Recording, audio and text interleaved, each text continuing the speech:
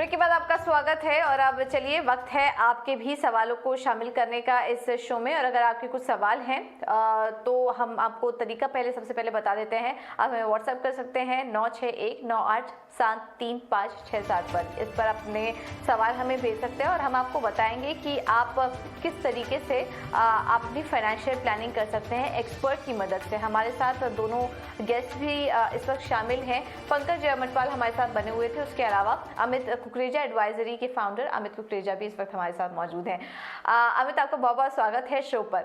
चलिए अब सवाल जवाब का सिलसिला शुरू करते हैं और पहला जो सवाल हमें आया है वो है अमित राय जी का। इनफैक्ट वो फोन लाइन के जरिए हमारे साथ जुड़ चुके हैं। अमित जी नमस्कार, पूछिए क्या सवाल है आपका।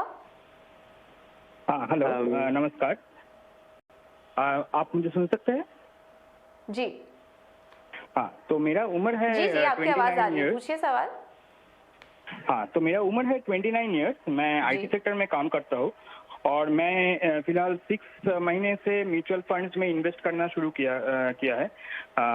तो मेरा जो इन्वेस्टमेंट पोर्टफोलियो है वो है निफ्टी HDFC निफ्टी 50 फंड में मैं 17,500 रुपये पर महीने कर रहा हूँ। उसके बाद पराग करिक फ्लेक्सी कैप में मेरा 5,000 का निवेश चल रहा है और PGIM इंडिया मिड कैप में मेरा 7,500 का चल रहा है और कोटक स्मॉल कैप में मेरा 5,000 का चल रहा है। इसके अलावा मैं एक गोल्ड म्यूचुअल फंड में भी इन्वेस्ट कर रहा हूँ, SBI गोल्ड, जिससे मैं महीने में 2,500 रुपये दे रहा हूँ। और गवर्नमेंट की तरफ से मेरा जो चल रहा है वो है NPS चल रहा है 10,000 महीने का और मेरा PPF चल रहा है 12,500, जो सालाना मैक्सिमम अमाउंट जो है 1.5 लाख का आता है।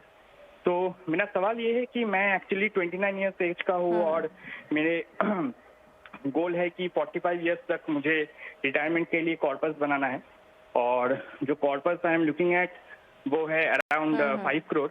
सो मैं यही जानना चाहता हूँ कि मैं ठीक पाथ में हूँ, मेरा इन्वेस्टमेंट ठीक पाथ में है या नहीं। चलिए अमित जी, पहले तो आपको कंग्रेचुलेट करना चाहेंगे। आपने काफ़ी अच्छी उम्र में, जब लोग इस बारे में प्लानिंग नहीं करते हैं या फिर अवॉइड करते हैं, आपने प्लानिंग शुरू कर दी। गोल भी आपका काफ़ी क्लियर है, रिटायरमेंट गोल है आपका और काफ़ी अच्छी रकम से आपने शुरुआत भी की है, तो उसके लिए सबसे पहले तो कंग्रेचुलेशंस आपको। अमित जी आपसे सवाल पूछना चाहेंगे।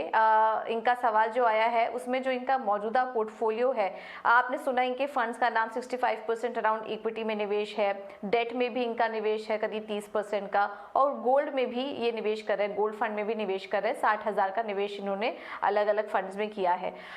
निवेश का लक्ष्य जो है इनका वो 15 से 20 साल में 5 करोड़ का है। तो ये जो मौजूदा निवेश कर रहे हैं, जिन जिन फंड्स में इनका निवेश है, क्या इसके जरिए वो अपने टारगेट्स अचीव कर सकते हैं? श्योर। सो पूजा, सबसे पहले मैं ये कॉल आउट करना चाहता हूँ कि अमित एक एजुकेटेड इन्वेस्टर लग रहे हैं, उनकी प्लानिंग में थॉटफुलनेस रिफ्लेक्ट हो रही है। तो जो उन्होंने फंड्स चूज किए हैं वो एक टॉप परफॉर्मिंग स्कीम्स हैं अपनी अपनी कैटेगरी के। अगर मैं सिंपलिस्टिक तरीके से इनका प्लानिंग बताऊं तो अगर 15 साल में इनको 4 करोड़ एक्यूमुलेट करने हैं और हम ये मान लेते हैं कि ये जीरो से शुरू कर रहे हैं, 6 महीने की इन्वेस्टमेंट्स को हम let's set aside for another goal. तो अगर ये 15 साल में 4 करोड़ एक्यूमुलेट करना चाहते हैं तो इनका SIP फिगर होगा करीब 71,000 to 77,000, depending upon annualized returns between 13 to 14%. Similarly अगर ये 20 साल में 5 करोड़ एक्यूमुलेट करना चाहते हैं तो इनका SIP फिगर होगा 43,000 to 48,000, depending upon annualise return 13% है या 14% है। जितना ज्यादा रिटर्न होगा उतना SIP फिगर कम होता जाएगा। ये ऑलरेडी 60,000 का SIP कर रहे हैं। अगर मैं इनका देखूं तो दिस इज मोटा मोटा 60,000 की इन्वेस्टमेंट्स कर रहे हैं और इन्होंने बड़ा बैलेंस्ड इन्वेस्टमेंट प्लान बनाया हुआ है जिसमें PPF भी इंक्लूडेड है और NPS भी इंक्लूडेड है। तो कुछ पॉइंटर्स मैं अमित को कॉल आउट करना चाहता हूं। अगर वो ऑलरेडी इन्होंने इंश्योर किए हुए हैं तो फैंटास्टिक, अगर नहीं तो उनके बारे में सोच सकते हैं। पहला, इनकी SIP अमाउंट ठीक है, इनको सरप्लस अचीव हो जाएगा और हो सकता है ये अपने गोल को हासिल करने में पहले ही कामयाब हो जाए, क्योंकि सैलरी बढ़ेगी तो सेविंग्स बढ़ेगी तो इन्वेस्टिंग कैपेसिटी भी बढ़ेगी। तो जो ये अभी 60,000 इन्वेस्ट करते हैं हो सकता है ये 70, 80, 90,000 5 साल के बाद करने लगे।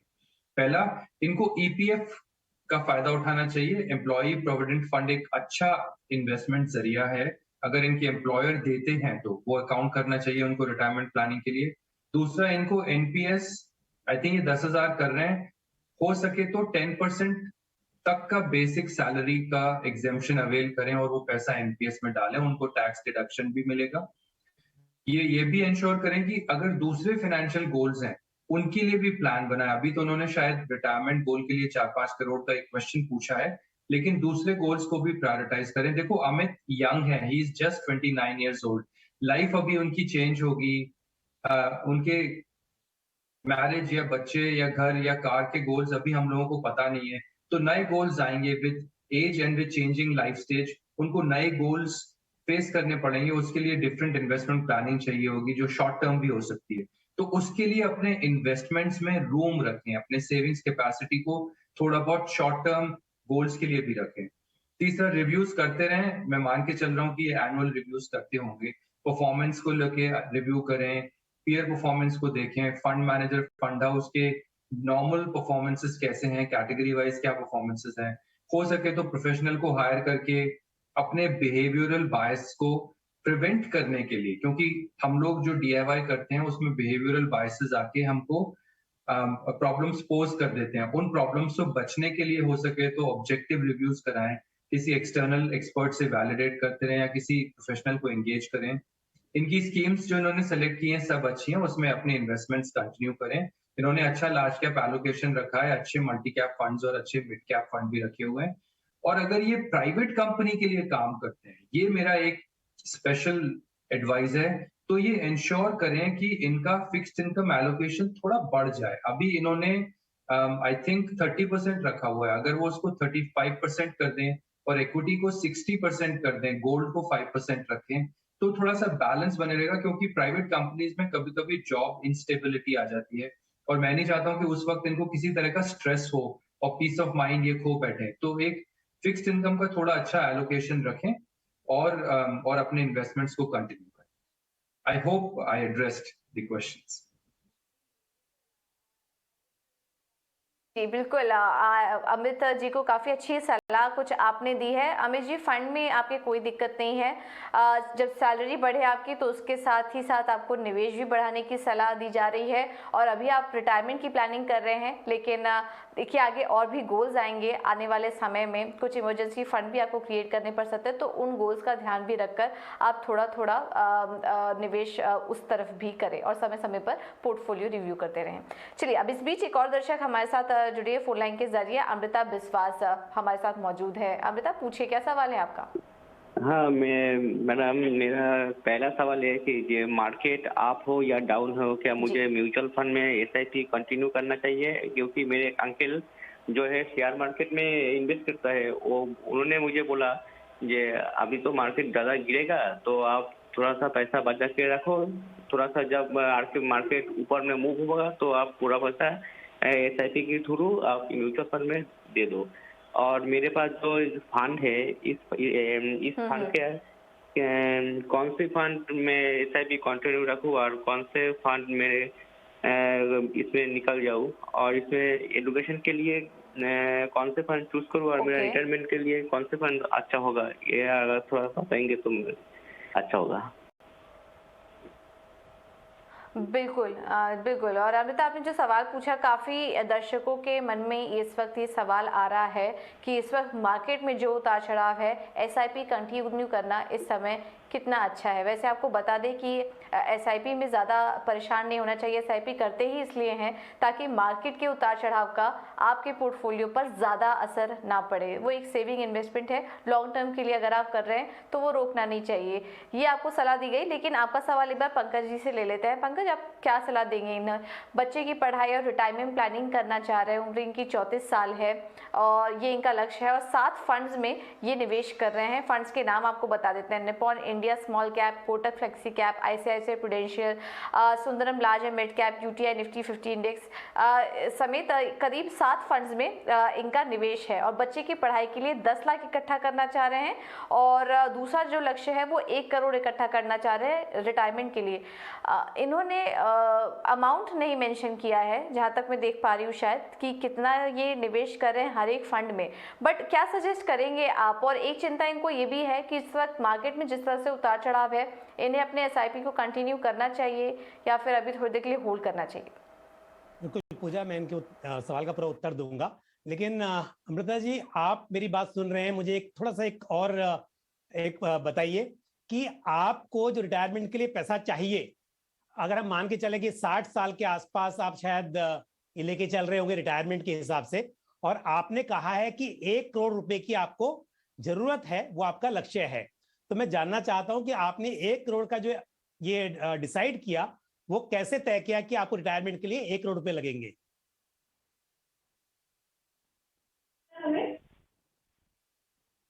तो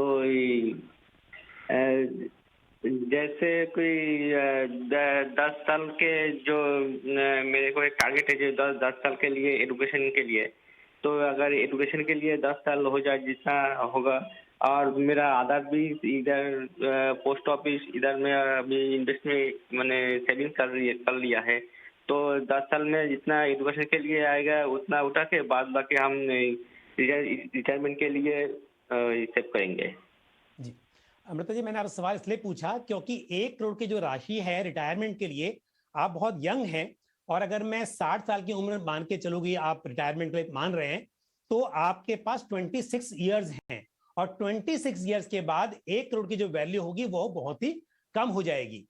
अब जहां तक पहला सवाल आपने पूछा था कि क्या आपको एसआईपी कंटिन्यू करनी चाहिए, या फिर जैसा आपको बताया गया कि जब मार्केट में फिर से अच्छी रैली होगी या मार्केट में बढ़त चालू होगी तब आपको इन्वेस्टमेंट करना चाहिए, तो यदि आप 10 साल के लिए इन्वेस्ट कर रहे हैं या 26 साल के लिए इन्वेस्ट कर रहे हैं रिटायरमेंट के लिए, तो ऐसे में बहुत बार ऐसा होगा कि मार्केट नीचे आएगा, ऊपर जाएगा, और आप उसे बार बार रोकेंगे एसआईपी को, फिर शुरू करेंगे, ऐसा पॉसिबल नहीं होगा और शायद वो फायदेमंद भी नहीं होगा।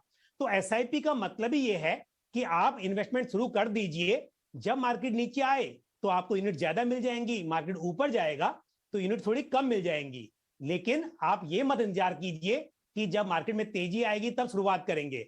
अच्छा है कि मार्केट में गिरावट है और इस वक्त पर यदि आप ज्यादा इन्वेस्टमेंट करते हैं तो आपको यूनिट ज्यादा मिलेंगी म्यूचुअल फंड की, जो लंबे वक्त में आपके लिए फायदेमंद साबित होंगी। दूसरी बात, जो आपने दोनों गोल बताए हैं कि 10 साल के बाद 10 लाख और रिटायरमेंट के लिए 1 करोड़, उसके लिए यदि आप 6,000 रुपया महीना निवेश करते हैं और अपने निवेश की राशि को करीब 5% से बढ़ाते रहते हैं, और मैं अज्यूम करूं कि आपके इन्वेस्टमेंट पर लॉन्ग टर्म में 12% का कंपाउंडिंग ग्रोथ मिलता है, तो आप इसे आसानी से अचीव कर सकते हैं। मुझे पता नहीं कि आप पर मंथ कितना कर रहे हैं, बट 6,000 रुपए महीने का यदि आप इन्वेस्ट करते हैं तो भी इन गोल को अचीव करना पॉसिबल है। लेकिन मेरी सलाह यह होगी, जैसा मैंने कहा पहले ही, कि 26 साल के बाद 1 करोड़ की वैल्यू बहुत कम हो जाएगी। इसके लिए यदि आप 6,000 से और ज्यादा इन्वेस्टमेंट कर सकते हैं तो कीजिए, ताकि आप जितनी जरूरत हो उतनी राशि इकट्ठा कर सके। जहां तक स्कीम का सवाल है, आपने अच्छी स्कीम में इन्वेस्टमेंट किया हुआ है, लेकिन large and mid cap category में आपके पास 3 फंड है, Mirae asset, emerging equity fund, Canara Robeco emerging business fund, और साथ ही Sundaram large and mid cap fund. तो मेरी सलाह आपको यह होगी कि आप Sundaram large and mid cap fund में अपनी एसआईपी रोक दें। आपको 3 large and mid cap category के फंड्स की जरूरत नहीं है, तो एक फंड आप उसमें से रोक दें और तीनों में कंपेयर करें, तो मेरे हिसाब से जो 2 दूसरे फंड्स हैं वो इससे बेटर मुझे लगते हैं। तो Sundaram large and mid cap fund से एसआईपी स्टॉप करें और इसका जो पैसा है वो आप एग्जिस्टिंग फंड में ही डाइवर्ट कर दें। तो ये सलाह है आपको कि मैंने राशि बता दी कितनी होनी चाहिए, साथ ही आपको ये बताया कि स्कीम में क्या बदलाव करने हैं, इसको आप फॉलो करें। बिल्कुल, तो स्कीम के बदलाव भी आपको बता दिए गए हैं और क्योंकि महंगाई को भी आप फैक्टरिंग करिए, आने वाले समय में 1 करोड़ की वैल्यू इस वक्त जो है वो उस समय इतनी ना हो, तो 6,000 से शुरुआत करें रिटायरमेंट प्लानिंग के लिए और धीरे-धीरे वो उस अमाउंट को आप बढ़ाते जाइए। ये आपको सलाह इस वक्त दी जा रही है और स्कीम से रिलेटेड आपको राय भी दे दी गई है। चलिए अब अगला सवाल ले लेते हैं और ये हमें ट्विटर के जरिए आया है अभिषेक मल जी का। और इनका सवाल है कि फंड हाउस पर ज़्यादा भरोसा करें या फंड मैनेजर पर। अमित जी आपसे ये सवाल होगा क्योंकि हाल फिलहाल में हम देख रहे थे कि कुछ न्यूज़ भी आई हैं HDFC AMC से जुड़ी। प्रशांत जैन जब हटे हैं तो उसके बाद काफ़ी ज़्यादा कन्फ्यूजन हमने देखा कि रिटेल निवेशकों के मन में थी। अभिषेक जी का भी कंसर्न बिल्कुल सही है अपनी जगह और वो ये जानना चाह रहे हैं कि प्रशांत जैन के हटने के बाद फंड में बने रहना सही है या नहीं, और इस माहौल में फंड हाउस पर ज़्यादा भरोसा करना चाहिए या कि फंड मैनेजर पर, और HDFC बैलेंस एडवांस फंड में निवेश जो है वो सही है या नहीं, इस पर आप इनको क्या सलाह देंगे? देखिए, द मोस्ट इम्पॉर्टेंट क्राइटेरिया मेरे हिसाब से फंड का परफॉर्मेंस कैसा है। आई थिंक उससे बड़ा क्राइटेरिया कोई नहीं होता। क्या वो फंड रिपीटेडली इंडेक्स को बीट कर रहा है, क्या वो फंड अपने पीयर ग्रुप में टॉप 5 की रैंक में आता है। 1 2 3 4 5 ज्यादा मैटर नहीं करता, लेकिन वो हमेशा 3 साल के परफॉर्मेंस में, 5 साल के परफॉर्मेंस में, 10 साल के परफॉर्मेंस में क्या वो स्टैंड आउट करता है, क्या वो इंडेक्स को रिपीटेडली बीट करता है। आप फंड परफॉर्मेंस का ग्राफ ओपन करो तो आप उस ग्राफ को अच्छे से एनालाइज करो, क्या उसने इंडेक्स को रिपीटेडली बीट किया है। तो अगर फंड परफॉर्मेंस अच्छा है, एंड आई एम श्योर कि फंड मैनेजर का उसमें एक बहुत बड़ा हाथ होता है, लेकिन फंड परफॉर्मेंस अच्छा है और उसकी आइडियोलॉजी अच्छी है, उसका ऑब्जेक्टिव क्लियर है और उसको चलाने का तरीका अगर वेल डॉक्यूमेंटेड है और नया फंड मैनेजर को उसी तरीके से उसको चला रहा है, तो मुझे नहीं लगता कि फंड मैनेजर को हमको इतना इंपॉर्टेंस देना चाहिए कि आप उस स्कीम से निकलने का डिसीजन लो। सिमिलरली फंड हाउस भी इतना बड़ा फैक्टर नहीं होता, फंड परफॉर्मेंस से बड़ा फैक्टर नहीं होता। अगर अच्छा फंड हाउस है तो उसके सारे फंड्स अपनी अपनी कैटेगरी में लीड करेंगे। अगर अच्छा फंड हाउस है तो उसके सारे फंड मैनेजर्स का investment rational, investment objective, investment purpose guideline बिल्कुल क्लियर होंगे। तो वो एक लीडरशिप दर्शाता है, एक लीडरशिप क्वालिटी, बिजनेस एथिक्स को रिफ्लेक्ट कराता है। तो fund manager, fund house important है, लेकिन फंड परफॉर्मेंस मेरे ओपिनियन में सबसे ज्यादा इंपॉर्टेंट है। देखिए, फंड मैनेजर और फंड हाउस भी एक बैड फेज से गुजर सकते हैं। मैं नेम्स नहीं लेना चाहता हूं, कभी कभी हो जाता है, कभी ओवरसाइट हो जाती है, कभी मिस्टेक्स हो जाती हैं, कभी कभी रेगुलेटरी चेंजेस इतने टफ होते हैं कि जब तक वो चेंज इफेक्ट होता है तब तक हम उस रेगुलेटरी चेंज को अडॉप्ट नहीं कर पाते, तो वो नॉन कंप्लायंस बन जाता है और वो फंड मैनेजर पे डाल दिया जाता है। तो फंड मैनेजर और फंड हाउस का बैड फेज आ सकता है, लेकिन पूजा, गिर के कौन जल्दी उठ जाता है और कितनी बार गिरने के बाद कौन अच्छे से उठ के अच्छे से दौड़ता है, आई थिंक वही मैटर करता है। तो रेजिलियंस किस में है, कोर्स करेक्शन की स्ट्रैटेजी किस में है, रेगुलर कंसिस्टेंट परफॉर्मेंस किस में है, ये इंपॉर्टेंट फैक्टर्स हैं, ये पैरामीटर्स हैं आपके इन्वेस्टमेंट डिसीजंस के लिए। काफ़ी इम्पोर्टेंट पॉइंट्स आपने यहाँ पर बताए कि फंड का प्रदर्शन ज़रूरी है, फंड की क्या आइडियोलॉजी है, वो किस तरफ फोकस कर रहा है, फंड किस तरीके से उसका स्ट्रक्चर है, ये समझना काफ़ी इम्पोर्टेंट है। फंड मैनेजर भी ज़रूरी होते हैं, लेकिन उससे ज़्यादा फंड का जो प्रदर्शन है उस पर नज़र रखिए। और आपका जो सवाल था HDFC बैलेंस एडवांस फंड, वहाँ पर अपना निवेश आप जारी रख सकते हैं, कोई दिक्कत नहीं है। अगले दर्शक हमारे साथ जुड़े हैं जावेद खान फ़ोन लाइन के ज़रिए। जावेद जी, क्या सवाल है आपका? हाँ मैम, हमने अपने 4 फंड पहुंचाए थे, उसका मुझे रिव्यू चाहिए। और दूसरा मैम, हमारे पास कुछ पैसे हैं जो हम ये सोच रहे हैं कि लिक्विड फंड में डाल के वो STP करें। जैसे मेरा कैनरा रोबेको का फ्लेक्सी कैप फंड है एक, ओके, 5,000 रुपए पर मंथ है उसमें। हाँ। ICI प्रू का फोकस फंड है, उसमें 6,000 रुपए पर मंथ है। और एक कोटक इमर्जिंग इक्विटी फंड है। तो मेरे पास कुछ पैसे थे, तो मैं सोच रहा था कि लिक्विड फंड में डाल के इसमें STP भी कर दूं। और जो मेरे फंड हैं वो कैसे हैं, क्या उसमें कुछ चेंज करना है? ओके, कितने पैसे हैं आपके पास, अगर आप बता पाए तो कितना निवेश कर सकते हैं आप? करीब 12.5 लाख रुपए हैं। जो मेरा सोच ये है कि Canara Robeco liquid 12.5 fund lakh में मैं रुपए। जी ठीक है 5 लाख डाल दूं लिक्विड फंड में और उसका एसटीपी लगा दूं जी 10 महीने के लिए 50,000 रुपए पर मंथ। आईसीआई ठीक है के लिक्विड फंड में डाल दूं 5 लाख, उसमें 50,000 रुपए का पर मंथ लगा दूं।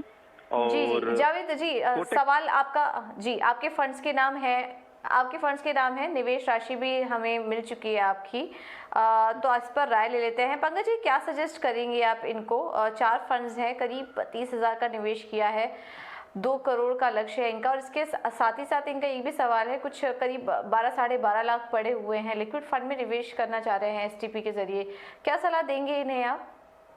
बिल्कुल जावेद, देखिए आपकी सोच बिल्कुल सही है। पहली बात यह है, जैसा आपने कहा कि आपको निवेश करना है और आप एक लमसम करने की बजाय उसे एसटीपी के जरिए करना चाहते हैं, तो बिल्कुल सही निर्णय है आपका। और स्कीम आपके पास में है, लेकिन आपके पास एक कैटेगरी मिसिंग है, और क्योंकि आपका लक्ष्य 15 साल का है, तो यदि आप थोड़ा सा, क्योंकि जो स्मॉल कैप होता है उसमें उतार चढ़ाव की संभावना और ज्यादा होती है, लेकिन लंबे वक्त में वहां पर ग्रोथ के चांसेस भी ज्यादा होते हैं, तो मेरी सलाह होगी कि आप एक स्मॉल कैप फंड को अपने पोर्टफोलियो में शामिल करें। ICIC prudential small cap fund या फिर Canara Robeco small cap fund, इनमें से किसी भी एक फंड को आप अपने पोर्टफोलियो में शामिल कर सकते हैं।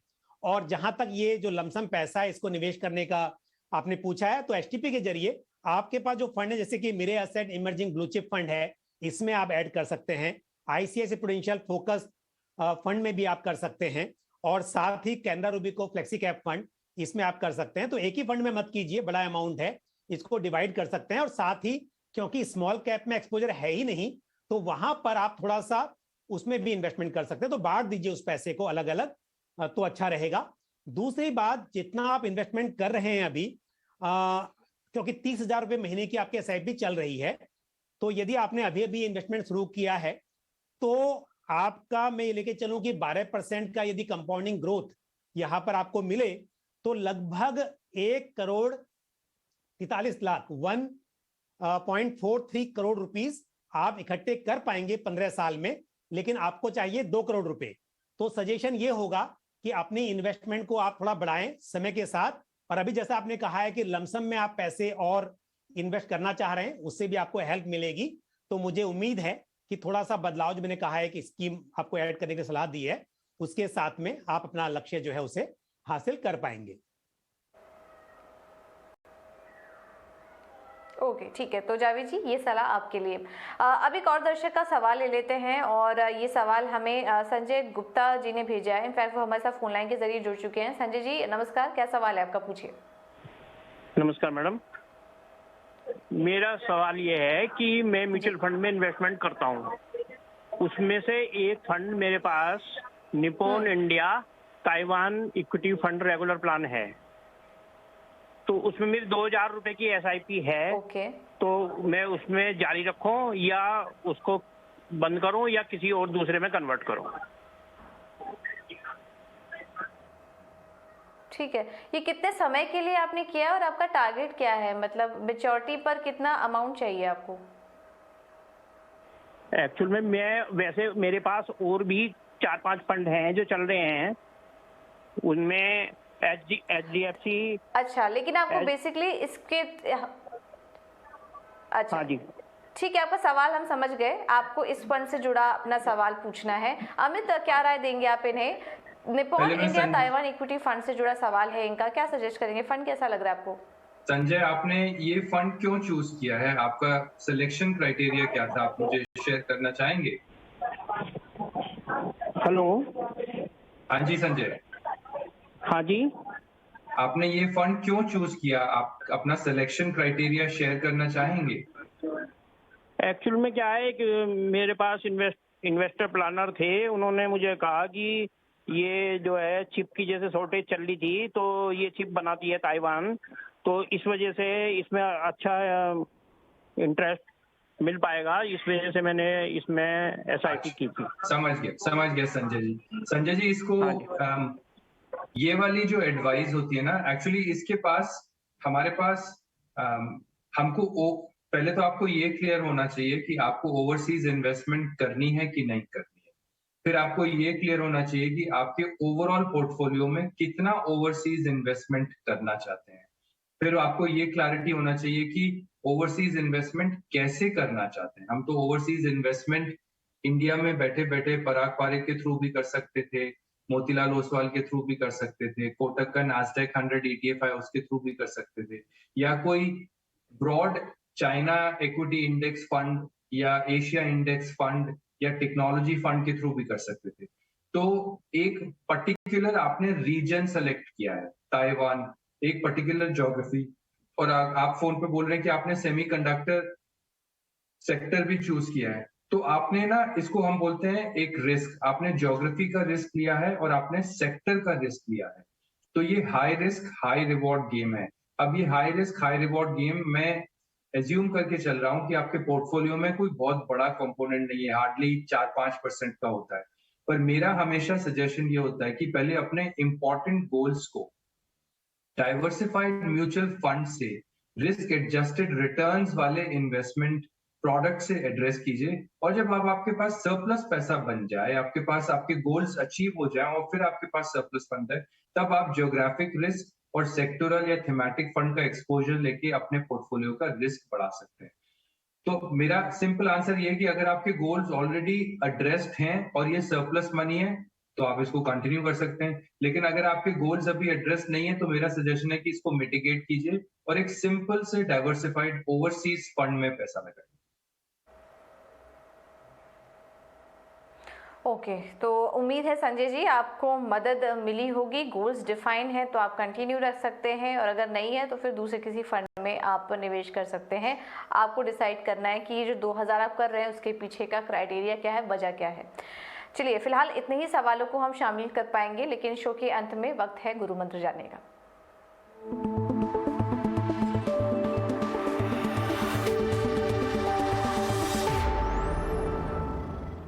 पंकज जी, सबसे पहले आपसे गुरु मंत्र जानना चाहेंगे। आपका आज के लिए क्या गुरु मंत्र होगा? जी, निवेश में जो चीज बहुत कंफर्टेबल है वो ज्यादा करके प्रॉफिटेबल नहीं होती है। तो कई बार निवेशक ये सोचकर कि मुझे ज्यादा मेहनत नहीं करनी है, ज्यादा ध्यान नहीं देना है, जो सिंपलेस्ट तरीका है वो करके छोड़ देते हैं। लेकिन यदि आपको लॉन्ग टर्म में अपने गोल अचीव करने हैं, आपको वेल्थ क्रिएट करनी है, तो थोड़ा सा इन्वेस्टमेंट के बारे में जानकारी हासिल करना या किसी की सलाह लेना, या जिस तरह से भी हो सके, लेकिन अगर वो अच्छी चीज है उसको समझकर उसमें इंटरेस्ट लेना चाहिए और उसमें निवेश करना चाहिए। सिंपल सब कुछ रख के और आपको कुछ भी पैसा ना बढ़े, उससे अच्छा है कि थोड़ा सा आपको कष्ट सहना पड़े या कुछ समझदारी दिखानी पड़े, लेकिन आपके गोल अचीव हो सके, वो बहुत ही इंपॉर्टेंट है। ओके, ठीक है, तो ये रहा है पंकज जी की तरफ से। अमित जी, आप क्या सुझाव देंगे दर्शकों को?